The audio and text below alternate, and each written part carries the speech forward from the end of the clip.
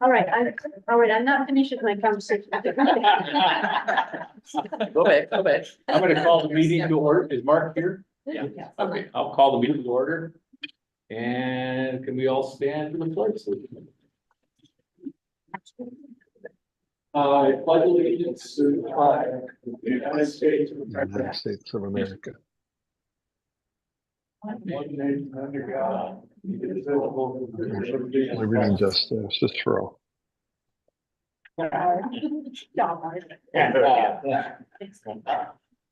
right, do we need introductions tonight? I mean, No. do we skip that? Ask who's online. Anybody online to introduce? Stephanie. Say it again. Mark and Stephanie. Okay. Okay. Yeah. We just want to make sure you're here, Mark. Yeah, I'm here. Okay.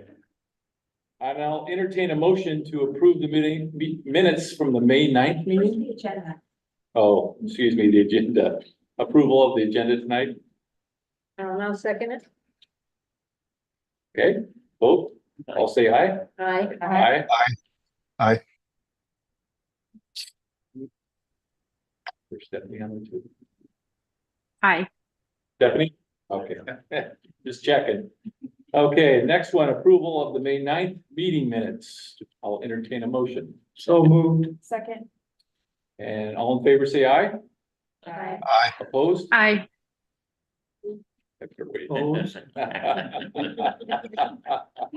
All right, I'll hand it over to Eileen. All right, so thank you guys for coming for the second Thursday, the fourth meeting of the budget season this year. And so we have tonight's meeting, and then depending on how tonight goes, we do have an optional meeting for next Thursday. And that's where we are in the budget process. Wanted to do a quick review of the budget committee roles and responsibilities. It's been shown, this is probably the third or fourth time you've seen it this year. But just a reminder, the budget committee is really here to receive and review the budget, discuss, analyze, deliberate, hear public comment, listen to the community, and then ultimately recommend a level of spending appropriation for the district. And that's setting the maximum appropriation levels by major fund and major function. Reminder of what is not the budget committee's role, and that's setting salaries and benefits and staffing, placing staff in specific positions, or deciding whether or not a program or service should be provided, or making or altering district goals or policies. Those are really for administration and the board themselves. Budget committee options. So tonight, after you have time to hear public comment and deliberate and have the feedback from the questions that have been asked over the last week, there's really four options again to approve it as it's proposed. Increase the appropriation levels if you think we're going to get more funds. Decrease the appropriation levels if you think we're going to get less funds, and or move funds between major functions. So that's really the options at the end of the night.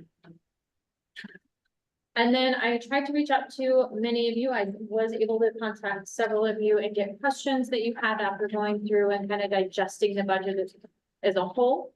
And so we're going to spend a few minutes just going over those questions so that everybody in the budget committee has an opportunity to hear what those questions are and the responses to them. The first one that I have tonight is the FTE changes. So why did our FTE change year over year, budget over budget?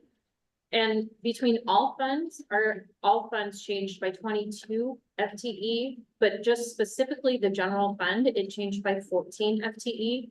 And the three biggest changes is moving the health IAs from ESSER funds to general fund. That's 6.5 FTE. Adding the Cornelius and Echo-Shaw Deans was 2 FTE. Maintaining that other half of Atomic Hall was a half FTE. So that's 2.5 FTE towards Deans. Then we have our general fund early literacy match, which is 2.48 FTE. The early literacy grant, between the early literacy grant, general fund, and title funds, that program that will start next year is 13 FTE total between all of them. But the general fund has just about 2.5. And then we have some changes that happened over the course of this year. We have ELD/IA support at Echo Shop or Joseph Gale that we added.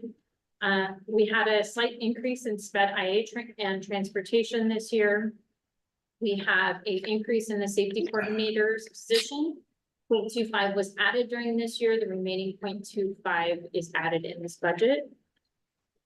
During the 23-24 year, we added a half grant accountant support to help us with the increasing grant funds that we have, and just the overall grant needs.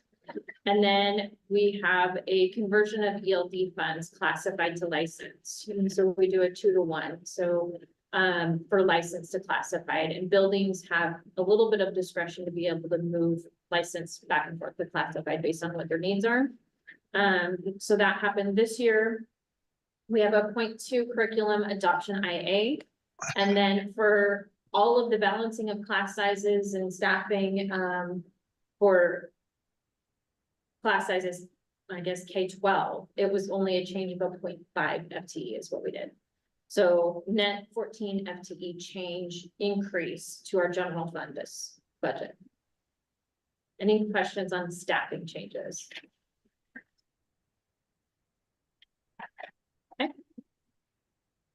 So one of those changes were some additions of these. As Eileen mentioned, a 0.5 was already at Tom McCall. There was several years ago, we had a 0.5 and we've been kind of adding to it each year. This 0.5 just, I mean, honestly, it just acknowledges the fact that we need a full-time dean at Tom McCall with 2 buildings, 1 assistant principal. There needs to be more help there. The deans at Cornelius and Echo Shaw kind of comes down to this. Our 4 largest elementary schools are Harvey Clark, Echo Shaw, in this order: Harvey Clark, Echo Shaw, Joe Gale, and Cornelius. Echo Shaw, Joe Gale, and Cornelius are within 20 students of each other. They're basically the same size. Several years ago, responding to kind of challenging behaviors, we moved deans into Harvey Clark and into Joe Gale. Those deans still are doing great work around student behavior modification and just making sure our principals, we need them to be out in classrooms. There's lots of tasks that come into a principal's day. Many of them are supervision of the cafeteria, of a parent calls, and there needs to be a response. But we need to continue to push on and make sure our principals are getting out and doing the instruction improvement that we need. So with that said, we added 2 deans this year to Cornelius and to Echo Shaw. They're both title schools. They're basically the same sizes as Harvey Clark and Joe Gale, but yet they have a lot more need in those schools. The other challenge that we have this year is that we're in the middle of building a new elementary school, Cornelius Elementary. As a planning principal myself once, and as part of a planning team, a second school, I can tell you this second half of this year, Angela is going to continue to get more and more tied up with kind of prepping for the new school. So that's another reason why we feel pretty strongly we need to push these deans in right now. With Echo Shaw, again, the little bit of a change with Echo Shaw is we have 5th and 6th graders there. And so again, there's kind of some extended dean behavior, MTSS kind of needs at the school. An instructional leader, MTSS, SEL. I think those are the basic pieces that we're looking at right now, is that we need those principals to get out into their classrooms. And that's why we push forward on recommending the 2 deans there. That will equalize. It's always been a little bit interesting that our two of our largest schools, title schools, dual language schools, did not have the same level of support as the other 2. So it feels, again, a little more aligned in the district.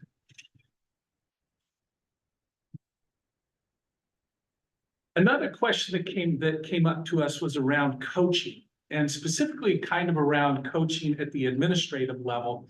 But I wanted to kind of go back and pull this back just a little bit and talk about this. I think the question is, why is coaching necessary for administrators?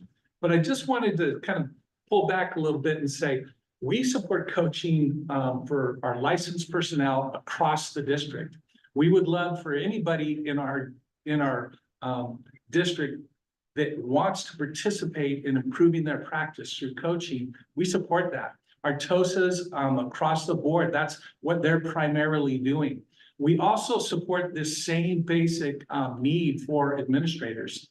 We have in the administrator contract, part of that is around tuition reimbursement, the ability to go to conferences to improve their practice. There's also, they can use some of that money for coaching. Some of our administrators use their contractual money. Some of them just put it in their department money, but we support this. New administrators, there's different ways that they get coaching. Certainly they'll get paired up with John or I or somebody in the cabinet who meets with them weekly, bi-weekly, bi-monthly to talk about issues they're having and what to start expecting. We also ran through the ESD, a company named Inflection does coaching all across the nation. They have many of our local retired administrators who mentor new administrators. This was paid for by the ESD, so it's not actually a cost to us, but I want to make sure you knew that that was happening. Now, the ESD just cut that program, and so we're going to have to kind of figure out as new administrators come in, how do we provide some of this coaching? But wanted to kind of explain why we do it, what we do it, and then we support that. Technically, it isn't a terribly expensive, like a year's worth of coaching might cost us $2,400, something to that extent.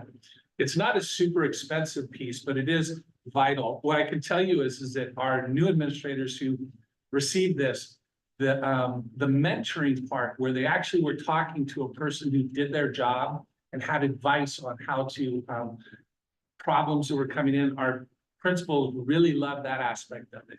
There was another part of the program where there was a curriculum that they were doing, and they're already working 60 hours a week as it is. They didn't love that. So again, as we move forward, we'll start looking for how do we provide that just-in-time support for our principals, and we already do that for our licensed folks too. And I think we should say, if you have questions while we're going through it, I think you can just ask away. How about the classified? Do they do the same thing? We don't have as much coaching on there, but it's going to come up here in a question and just a little bit about training for classified, because that was another person's kind of had a question about that. So I'm going to come around to it.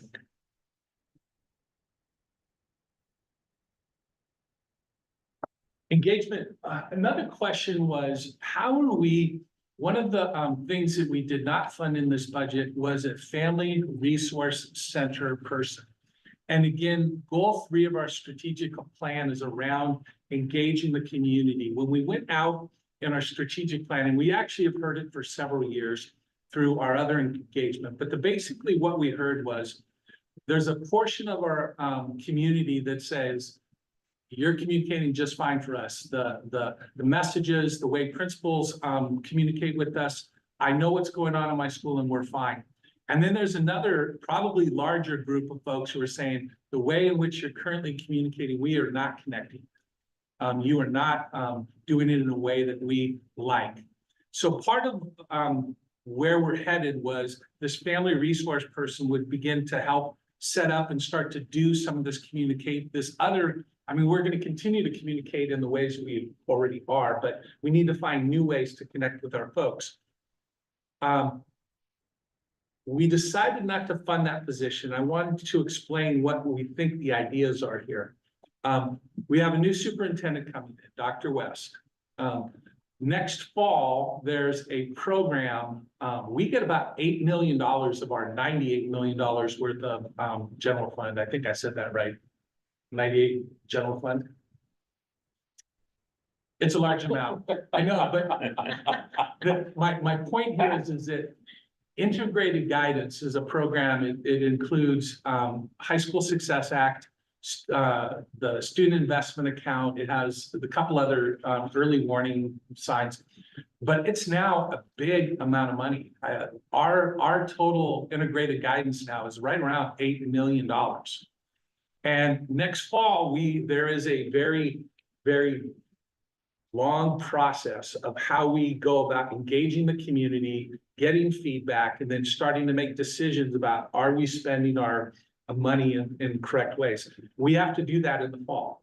And so Dr. West is going to have to go out and engage the community around integrated guidance. She also, being the new superintendent, is going to need to go out and like meet people. And so go meet with the different parent groups of all of the schools, meet with the staffs, get out to the other community pieces and meet folks.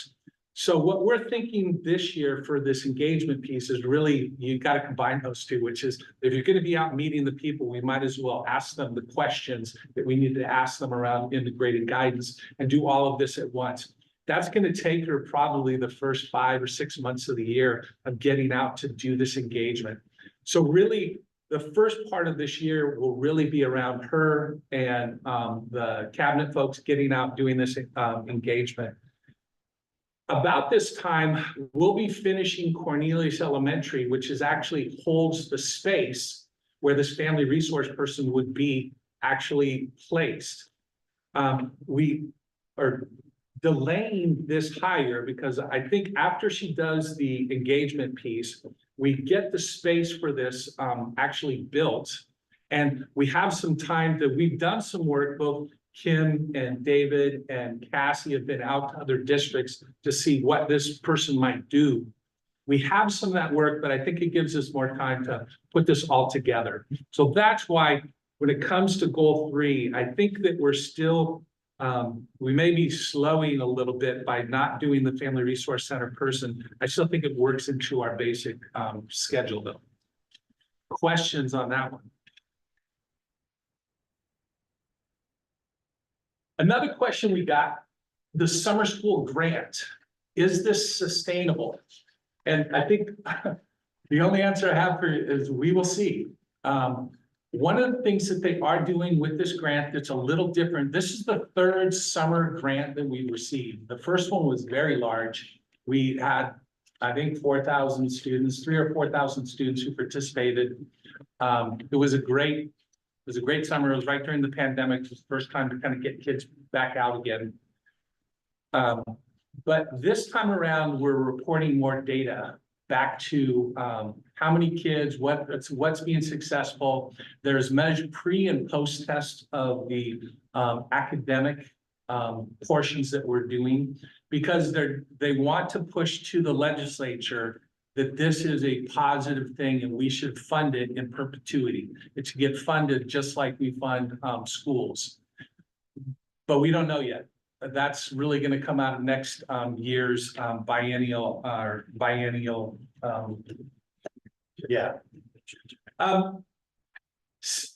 This summer, they had some requirements. We did make the list of districts that could get funding. And what they said is we want you to do what you're normally doing during the summer, just better. So what Arturo has done has gone through, and so our normal summer school stuff, the high school credit recovery, we have a middle school experience. There is a K-4 kind of migrant summer school that is running. We are going to continue to run those. We're just going to expand them. So we're allowing more kids to participate and we're using more staff. The one addition is that they designed a 5th and 6th grade STEM experience summer school. What this will do is it means that kids that are transitioning from the elementary schools to Tom McCall can now get an experience at the school before school starts. The same thing will happen at NAMS. There will be kids that are moving from Tom McCall that'll get an experience at NAMS. Well, actually, NAMS being built on, it's being worked on. It'll be an experience at Tom McCall, actually, I think. So that isn't so wonderful as I thought it was. But they're getting together, they're going to have an experience together. And then the high school is doing the same thing. They'll have incoming 9th graders who are taking courses during the summer. So that's kind of how all the summer work is coming together.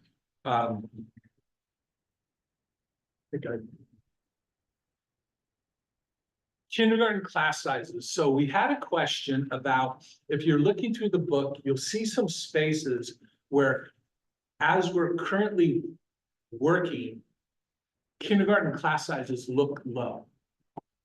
If you go through there, typically we try and find it 23.5 to 1. But in our book, you'll notice that some of them are low. So here's the problem with kindergarten. Every other grade level, we pretty much know pretty closely how many students are going to be there. Kindergarten, it's just, it is, I was going to call it a crapshoot, but I don't know if that's. That really was the word that stuck in my mind. Glad you're using technical education.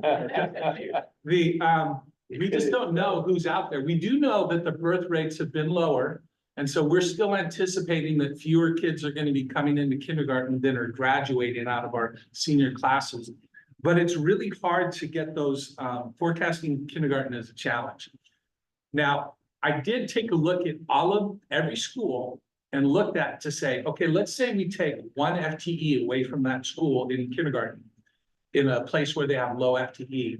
The problem is that they're not so low because if you take one out of them, all of their class sizes become unmanageable. So we're kind of in a place where we just need to, for kindergarten, we will wait until we get into August and we see how many kids actually show up. And then we'll have to make a decision about whether or not we leave the low class size or whether we adjust by moving an FTE somewhere. That will be one of those decisions.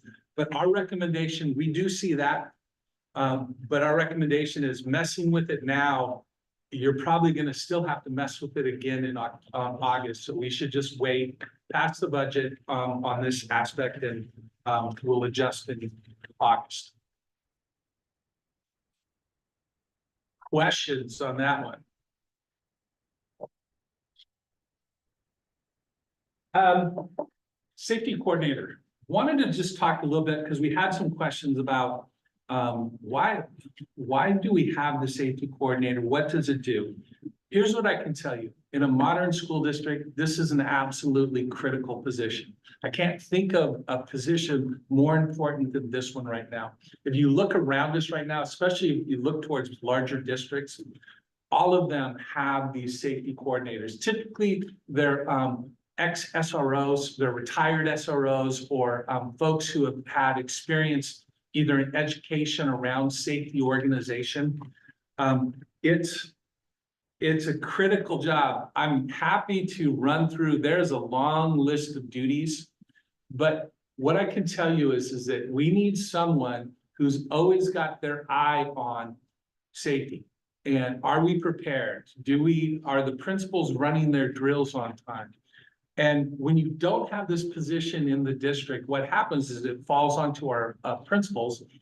I mean, safety is always one of their considerations, but there's so many things going on, it's hard to keep it the #1 focus. And so for us, this is a critical position. It's why you've seen us increase its FTE, and it's important because we need somebody who can make sure that we're continuing to hit our marks. Nicholas. Do the school share that particular person? Yeah, he's got a district focus, but he works individually with every school. Okay, so it's shareable. Yeah, I'll also say, again, here's a perfect example, which is we have a new access system coming in. As part of the bond, we're updating our access codes. So as he was implementing this, and we use badges to gain access to all of the school buildings. There were 1,000 extra IDs in the system, not just the ones that, like mine, that I use every day. These were 1,000 coaches, classified, and I know how that happens. Everybody else is super busy, and making sure that everything is when that person is no longer with the organization, that thing gets removed out of the system. We forgot. And it's just another example of why we have to have somebody who's responsible for that. The other thing I would also say is it's strategic plan goal 4, objective 3, create physically safe school environments, educate students, staff, and families on district safety policies, procedures, and evidence-based practices. This is, it's also, we passed this bond based on safety and security. A lot of the work that we're doing right now around fencing, around, film on windows so that you can't break out windows to gain entry to a school. There's a lot of importance. Also, say I was over at NAMS, for, oh, what did we do over there? Oh, it was, the migrant, the parent meeting. And, at the end of the meeting, they started taking questions and immediately went right to safety. And again, that's what's on people's minds right now. So that's why we're still recommending and will continue to recommend that we have a safety coordinator. I understand maybe 5 or 10 or 15 or 20 people missed from taking them off the pool, but 1,000 people? Yeah. How could they have some people, I mean, We have probably 750-ish employees. We hire somewhere around 40 to 100 employees a year. And year after year, if you're not constantly pruning that access database, then it grows. Yeah, and we don't have anybody to take care of that? oh, we do. And he's absolutely already removed them out of the database and we are off and rolling. Yeah, that's what this position isn't actually. That's why it's very important to have that Yeah. position, there's no question. And it's not. Usually it's HR not does that, right? Usually that's human resources who pulls those, as employees leave and staff leave, they typically are the ones who collect those badges back or make sure they're out of the system. No? They have a portion of that, but the other part, I mean, this is one of these holes that we've kind of identified. So as part of this process, Pat now kind of runs the access control system. But certainly HR is part of the process of an employee leaving the organization. And it's not unique to the school district. City of Forest Grove, I had an ID badge. And for a year after I left office, I was still able to get into the auditorium, so. Yeah. Couldn't turn off the alarm, but I could do everything else.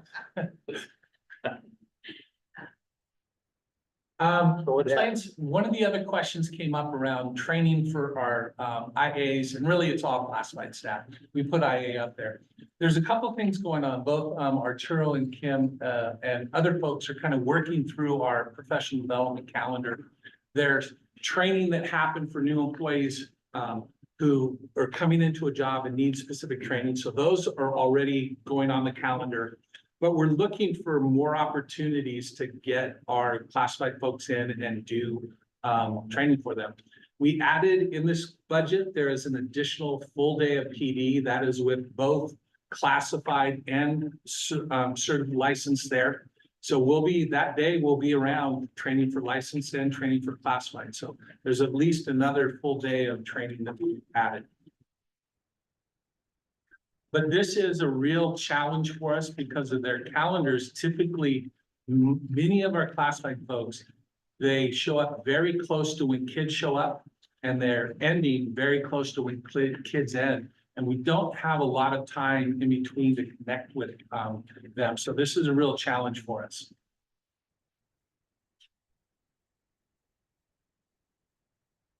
All right, one of the other questions that we got was kind of what is CEP and what is the impact on student fees? And kind of what does that mean really? And so community eligibility provision is CEP. We've had 4 of our elementary schools on CEP. This is for our food service program. And what it does is it allows us to be able to offer free meals for all kids enrolled for breakfast and lunch every day at schools that qualify. And so we've been operating this for many years at 4 of our elementary schools. With changes and expansion to where now CEP is funded both by the federal and then the state helps supplement some of it. We are now able to have district-wide CEP. So all of our schools are CEP starting this year. But what that means is we can no longer ask students to fill out or families to fill out a free and reduced application. And the impact is really going to be around student athletic fees and us being able to collect that revenue moving forward. So now, currently, our student athletic fee is $125 per student. But if you qualify for free and reduced, it's only 40. So now we're trying to figure out what that looks like next year going forward when we can't ask families to fill out a free and reduced application for the meal service and use that. One of the things we're looking at doing, and it's still to be approved by the board, we're working on it right now, is to create a flat fee for all students regardless. But with creating a flat fee for all students, your fee is going to be more aligned on the lower end of the scale than the higher end of the scale. So it does reduce how much revenue we collect into the general fund to support the athletic programs. It's not significant to begin with already. I think between gate fees and student fees, each year we collect less than $100,000. It's just now going to be significantly less. So that's what CEP and impact on student fees is. Any questions on that one? What's the relationship between the CEP and the student fees? So you would think this would be on its own and that would be on its own. Why would they put them together? That doesn't make sense. Well, students that qualify for free and reduced meal service or breakfast or lunch program, that's one avenue for us to be able to provide additional service and benefits to students that are already in challenging situations for their athletic fees. It promotes more kids to participate. All right, I got it. I think the other issue there is where we set this flat fee. If we set it too high, this will have the impact of actually lowering our engagement, our participation by the kids who are in poverty. And so we're gonna probably set that rate pretty close to where it's at now. And that's the piece that it's like, we could set it higher to recoup money, but then it's going against everything that we're trying to do. Beats the purpose, yeah. It's a disservice to our students of poverty or economically challenged. Yeah. What are other schools about our size doing? Are they doing the same thing? I do know a couple of districts that are CEP district-wide. And they have a mock free and reduced application that they have their families fill out at the high school level. But then it's really just a checkbox. Are you free and reduced? There's no verification. It puts more work on the athletic secretary to then have to manage that. And so there's no real way to say, to verify the data, or then, you know, it's just not accurate, and it doesn't feel great for the building to then have to be the decision makers on that. So, that was kind of one of our thought processes. Well, you're also using something that really doesn't exist anymore to determine who qualifies for reduced athletic fee.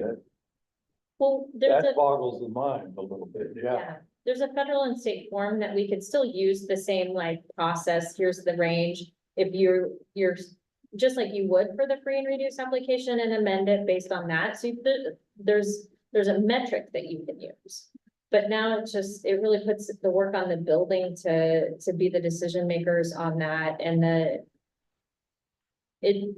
yeah. Is there a way to build in your flat fee and then on the side have scholarship? The high school does that Yeah, already. yeah, I know what they do, so I'm just wondering, that would kind of balance that out a little bit, Mhm. okay. When are you gonna bring the flat fee to the board, do you know? Yeah, pretty quickly. They're working on the discussion's already happening. So Okay. I'm expecting in the next meeting or the meeting after. Okay. That would give you a little flexibility if you had a group that just couldn't afford it, Yeah. Okay, And they pretty much at the high school, any student who they don't really, I mean, once you come and say, hey, I need some help, they pretty much just, yes. And they don't really, it's, if you need help, you get it. which should be. Yeah. It's my thing. So even the flat fee would not even serve it. Right. Right. Just go in. And that's current practice, even with our current fees.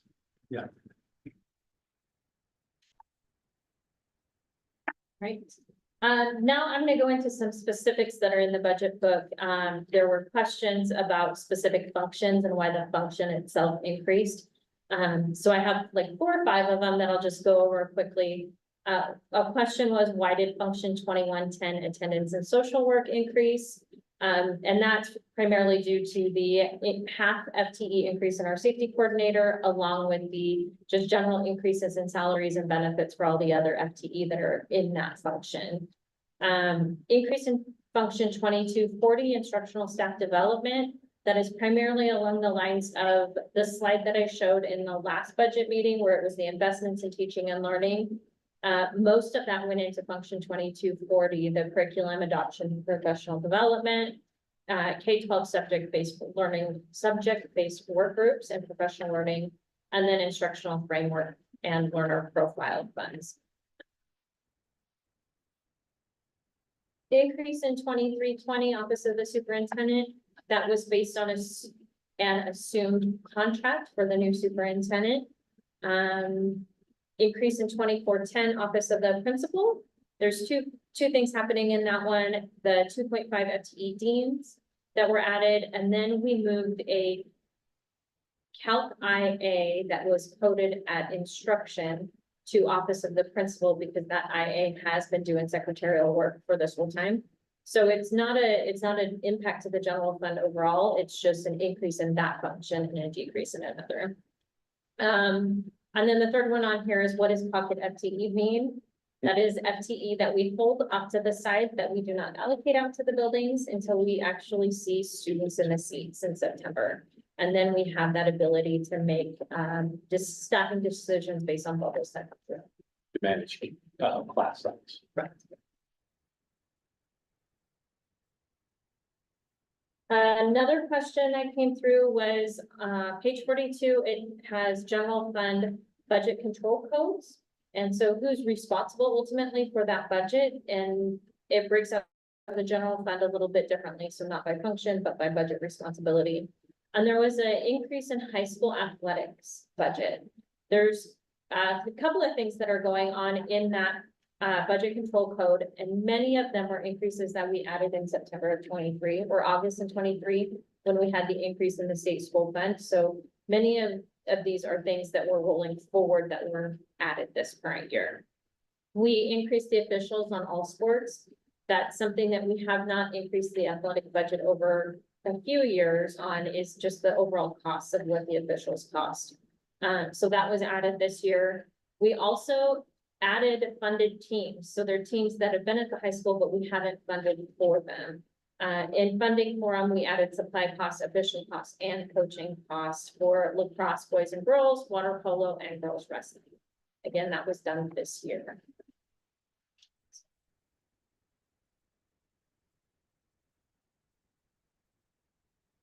And then a question that came up last week, and we were digging into and thought was fairly interesting, was just about where we are with facilities and where our spending is with facilities in comparison to other districts. And so this is a screenshot from our 5-site data. It's a little old data, 2022. That's the most recent data in that system in the state. But what it does is it shows what % of your operating budget you spend on a particular function, or dollars per student, and how you compare to other districts. So in this, I selected all of our financial comparable districts plus our local districts that were presented a couple of budget meetings ago. But overall, the average is 9.09% of your operating budget is spent on facilities, and ours is 8.3%. So we're a little bit low on our facility spending as compared to what other districts are.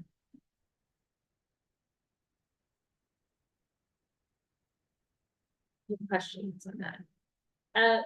The other thing, facilities incorporates a lot of things. So that's all of our utilities, all of our custodial, our maintenance staff, our land leases. So there's a lot in there. Insurance is in there. So that it's kind of a very broad bucket.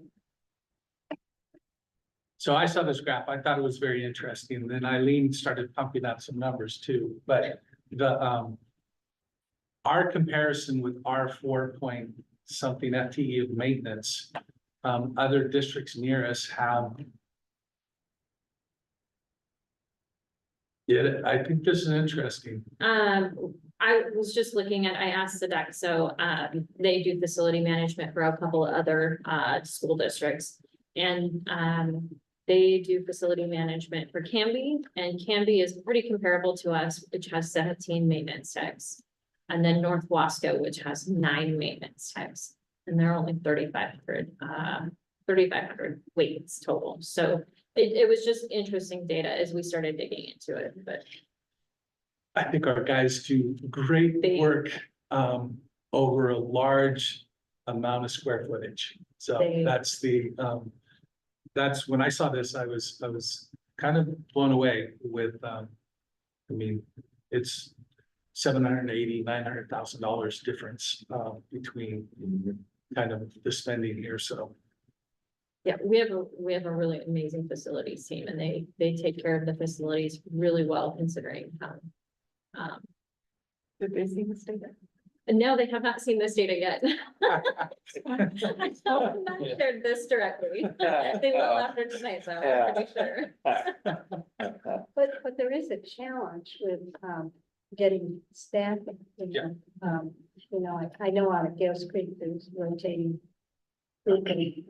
People, I mean, they do an excellent job cleaning the building, I mean, spark and clean, but, there's always new people, custodian, yeah, that's a challenge.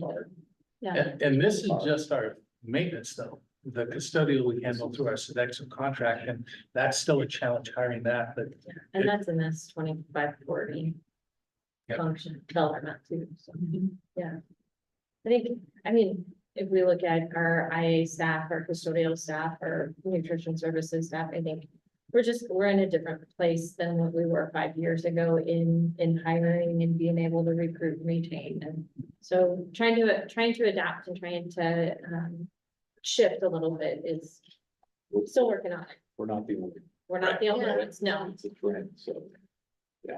yeah, retention seems to be the biggest challenge.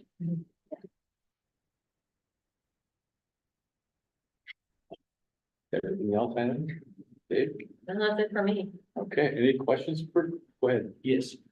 I feel very comfortable with it, just like I did last year. Last year was a newer year. So this is a secondary year, so I'm very comfortable. The problem that I had in my mind in here, we know that we have a very small amount of money for next year. That's going to be, carried over. So how are we gonna feel next year when we're gonna start cutting things? Are we thinking about that stuff in mathematics? We are, we're maintaining lower class size right now. Going into the next year, depending on what we are starting to hear for state school fund. We might have to shift and go up to more of our target class size district wide. So we're able to use our ending fund balance and one-time funds to be able to support more immediate things right now. But there's definitely a balance. This budget has over 10% ending fund balance in our general fund. This is the highest I've ever budgeted in ending fund balance for percentage. So it is definitely challenging, but we do know that our trends historically have been to budget conservatively. And so we save between now and the middle of next year, we'll see some savings that we'll then be able to apply to that. So, So we have it in mind for next year. we're definitely thinking about it, yeah. Yeah, because I mean, you're hearing stories all over right now from all across, and it's not even next year, it's this year. Perfect. Okay. And again, I just gotta call out that I'm gonna say but our folks, the building of that ending fund balance during the pandemic and the way in which we've managed and done this all with low class sizes, that's what's allowing us to do this. There are other folks who use their ESSER funds to backfill FTE, they use their SIA to backfill FTE, and those are now coming home to roost. We didn't do that. We spent those monies on things they were meant for, and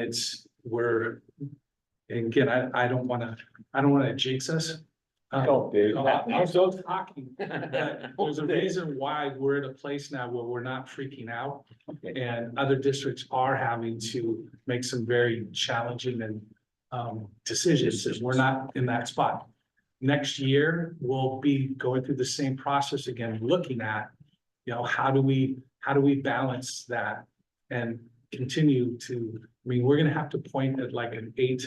I mean, our policy says our ending fund balance, we've got to point at more than an 8% ending fund balance, so we'll have to adjust anyway. But we've built some room and now we're using that room. And it is, I mean, we are conservative in the budget, but there is still always risk. You don't know what's gonna happen with the state school fund, you don't know. We don't know how much money is coming in. Right, so we can't guarantee that, this time next year, we're not gonna be in a different situation. We're gonna do everything we can to prevent it and to think forward and to try to plan for, plan B. But this is, the budget that we proposed is the best budget that we believe, so. Okay, public comment time, do we have any? No. Thank you, Kathy. And now, kind of a discussion amongst us, if there are any questions or discussion items, or maybe concerns. It sounds like Nicholas has already taken us down that road a little bit. Pete? Yeah, thank you, Mr. Chair. I guess I'm concerned about that item that is almost an infinitesimal part of the budget, and that's athletics. We don't have a crystal ball as to how things are going to be perceived as we move through the various athletic seasons, but we've all seen the horror stories of coaches and officials, especially officials, being attacked. This has done two things. One, it's made,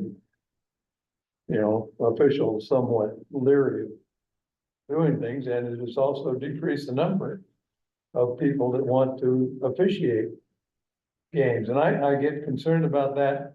Do we have in the budget a place where we're going to protect those people?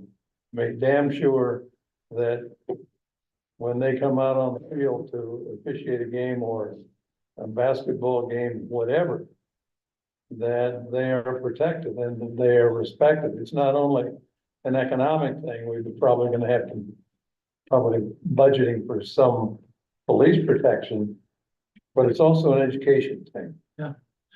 Parents got to understand, and parents got to spread the word. Coaches have to understand. Coaches have to spread the word. Athletes, student athletes have to understand. They have to spread the word that this kind of stuff is not going to be tolerated. And I know it's monetarily a small part, but I think it's probably one of the most visible parts of high school presence. And it's got to be done right. Yeah. Two things on that one. First, built into this budget is the supervision of the athletic events. So there, at football games, there are folks who take tickets, there are folks who are monitoring the stands, there's folks who have the responsibility of walking the officials back to their rooms. And so that is a part of what the athletic budgets do, is provide that safety. And especially now in modern school districts, it's important. It's like we have to pay attention to these things now, where it might not have been important in 1980 when I was going to school, but it is important now. So those pieces are in there. The second thing is I was at the OSAA. Was the representative for the district at OSAA delegate assembly, and this was the central topic around this, specifically the number of yellow and red cards that have happened this year. In particular, soccer.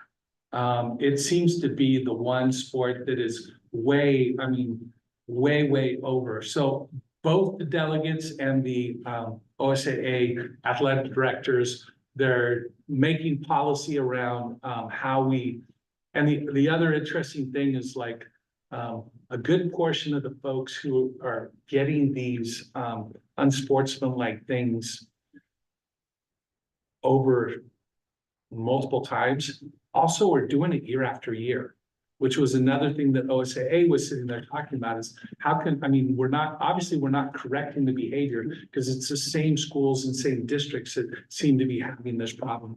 So they were going through and crafting policy around how to begin to deal with this, how to begin to retrain folks who are in these pieces. So I just wanted you to know that actually this is a center of conversation in the state. And I thank you for allowing me to go a little bit off the reservation on that. No, that's good. You, Pete? So do we have policy, that, you know, if someone gets a, I don't know, yellow, red card 3 times, that they're banned from attending? There's OSA policy around this, and it's, the district gets fined.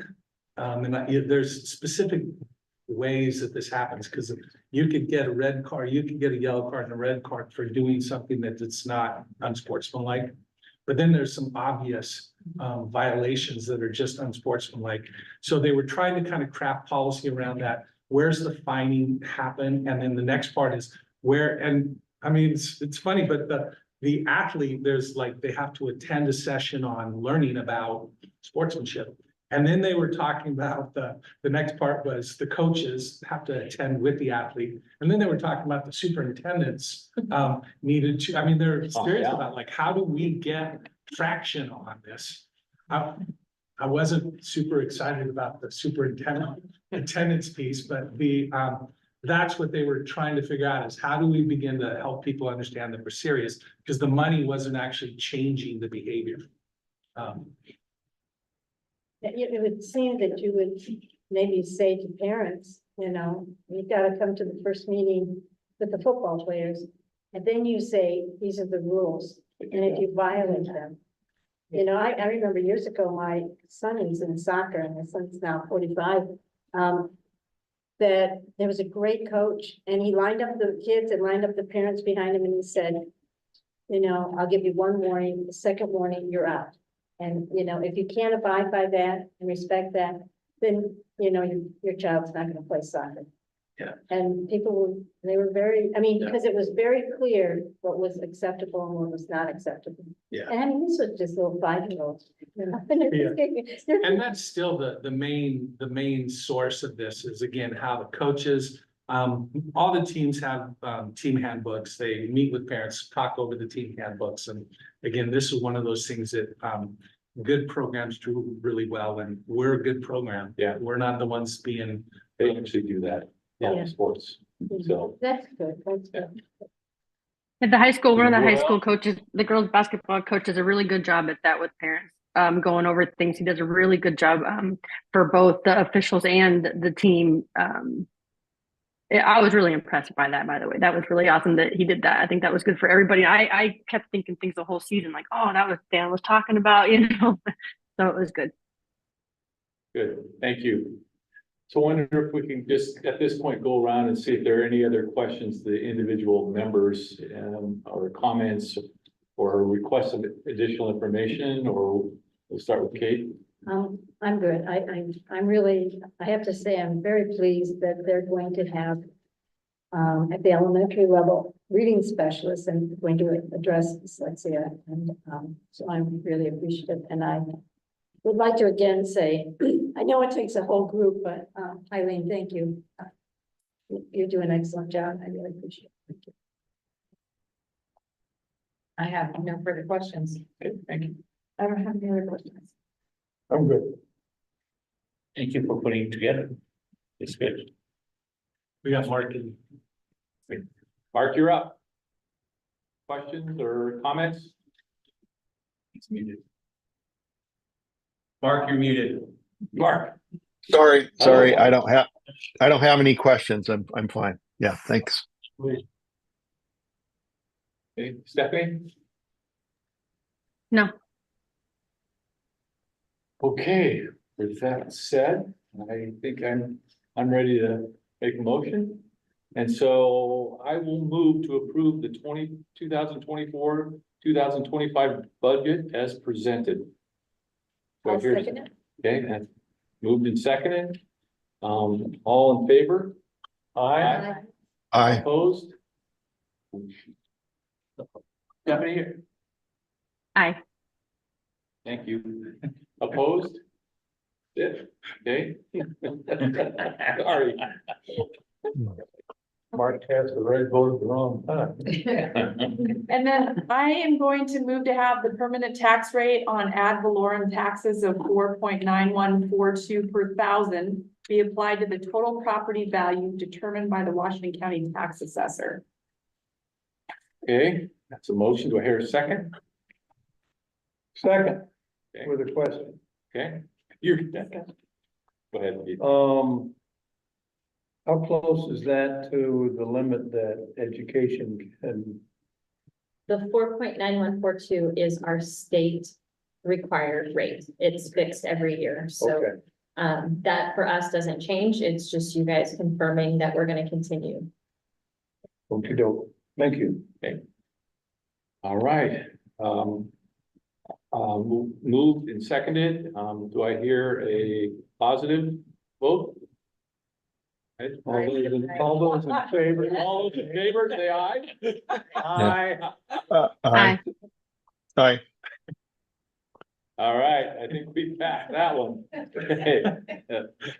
Okay, and I'll take the next one. I move to levy the ad valorem taxes for the debt services at 13.002.0.201. Comma. I'll second it. I think we used point, so I think we gotta, Your comma, oh, I'm sorry. 13,002, comma, 13 million, comma, 002, comma, 201. I know. Yeah, Let me see that. all right. Let me see that. Okay. Do I hear a second? Second. You mean $13,002,201? Yeah, Okay. And I'll second that. and all in favor? Aye. Aye. Aye. Opposed? Nobody. I'm gonna move that we don't have to read big numbers. Oh, come. With the- Second that. I see. Okay. Comments? Dave? yeah, mostly I think I just want to take a moment and say thanks. Your participation in this process is critical, and as you look around, I mean, it was talked a little bit about, but as you look around, all around us, different outcomes are happening. And so we just appreciate everyone in this town and community, the support, the care that they take into schools. And so again, I know coming and listening, and there's a long lead up to this whole thing. But we just appreciate that you're here and that you're helping. So thanks, we appreciate you. Thank you for your job for the past many years. How many years? 6 years. 6 Yeah. years. And again, this is a big, it's like, yes, this is a big check. It's like, yes, we have a budget. We are ready. That's good. Thanks, Any everyone. other comments at all? Dave, I want to say thank you. Thank you for being such an awesome superintendent, Dave. And I really mean that. Thank you for everything you've done. You made a lot of difference around here. And Eileen, thank you for doing your wonderful work on these presentations. Any other comments? All right, meeting adjourned. Thank you. Whew.